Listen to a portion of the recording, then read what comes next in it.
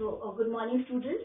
Today I'm going to start with the next very topic in human reproduction, and the topic is the female reproductive system. So the topic is female reproductive system. Reproductive system. So the female reproductive system, it consists of, as we have discussed the male reproductive system in detail, and we discussed about the primary sex organs over there, the accessory glands, ducts, and the main external genitals. The same process we are going to follow over here, and we will start with the primary sex organ. So the primary sex organ in the female is a pair of ovaries. So the primary sex organ is the ovary, right? And the purpose of the ovary is, first, it will produce the gametes, right? It will produce the gametes, the female gamete, and which is the ovum. And certain hormones are also produced, right, which are necessary for the process of the fertilization, and these are called as ovarian hormones. Now, second is after the primary sex organ, next is the accessory ducts. Second is the accessory ducts. So again, the accessory ducts, there are three main accessory ducts. One is the uterus, fallopian tube, and the vagina. So three accessory ducts is the uterus, fallopian tube, and the third is the vagina. Right. So these are the three accessory ducts. After the accessory ducts, there are again the glands also present. So there are accessory glands also present. So the accessory glands are, first one is the Bartholins gland. So first is Bartholins gland, and this is also called as bulbovestibular gland, right? And another one is the mammary gland. And last is the main external genitalia,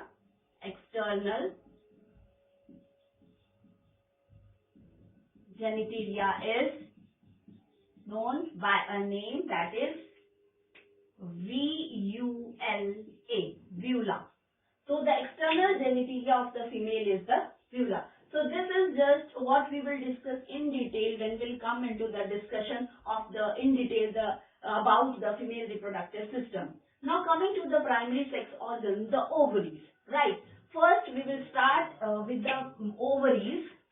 So ovary.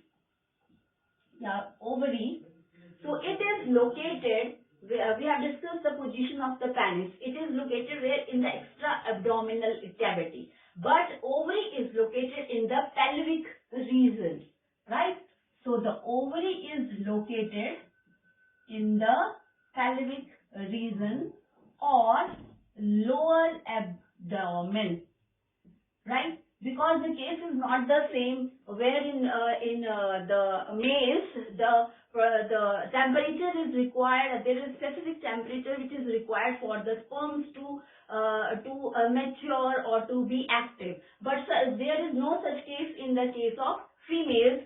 So they are located at the lower abdominal, right? Now, what is the size, right? The size, the length is 3 to 5 centimeters, and the width is 1.5 to 3 centimeter is the width. So this is going to be the length and the width of the ovary. Now, as they are located in the pelvic region, now they are going to be attached to the pelvic region from the one side, and to the uterus to the uterus by the other side, so that the position is totally maintained.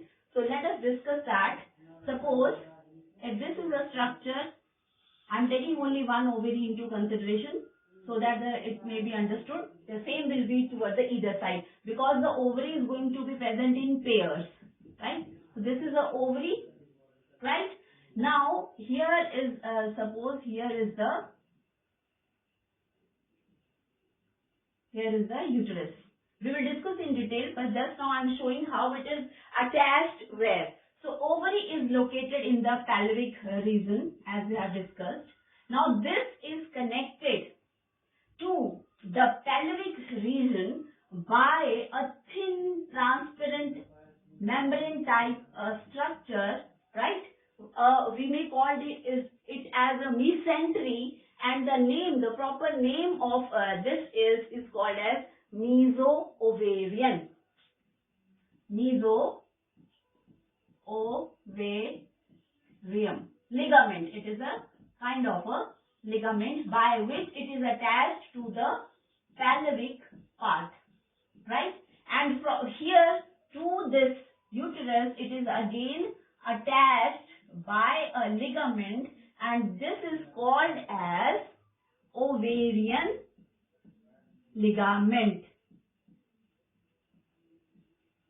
So these are the two main the mesentery-like structures which will help it in fixing a specific position below the pelvic part, so lower abdomen. So to the pelvic part, it is connected by the ligament meso-ovarium, and to the uterus, it is connected by another ligament which is called as ovarian ligament. Now this ovary is having a structure inside which is called as stroma, right? So this structure is called as stroma. This we will see when we discuss in detail the structure of the ovary, but this stroma is divided into two parts, right? So one is the peripheral part, right? And the peripheral part is called as cortex, and the another is on the inner part, that is the inner part, that is called as the medulla.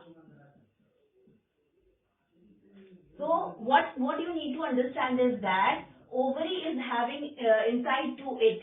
Ovary is covered by, we know that ovary is covered by a thin epithelium, right? Inside to it there is a stroma, and stroma is a structure, it is having a region, the peripheral end is called as the cortex, and the inner region is called as the medulla. We will see how the different changes of follicular structure is formed when we will come into the detail about the ovary. So this was just related to the position where it is located and what are the different ligaments by which it is connected to the pelvic part and the ovary to the uterus, and the stroma, the peripheral and the inner medulla. Next I am going to start with a detailed female reproductive system in my next video. Thank you, students.